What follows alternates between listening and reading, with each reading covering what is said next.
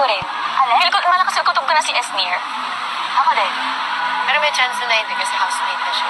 Isner, mukhang may tag sa loob ng bahay ni Kuya. Nahulaan ng mga housemates. About school drama ba ito? Aktingan? Palaban dyan ang housemates? Yan ang pag-uusapan natin this video.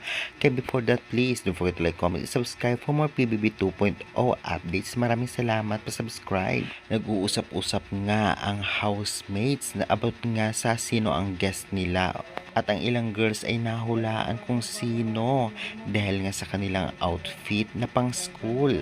Alam naman natin kilala si Isnir bilang content creator na gumagawa ng series sa iba't iba niyang pagkatao. Kaya naman kung ating mapapansin ay naka-uniform din ang mga housemates, kaya talagang hula nila si Isnir ito. Dahil dito baka may mga matinding aktingan na magaganap, lalong-lalo pa sanay na sanay dyan ang mga housemates dahil yun ang kinalakihan nila bilang artista. Tiyak maganda ang kakalabasin nito, lalong-lalo pa si Isnir ay talagang magaling din umakting at syempre magaling gumawa ng mga series.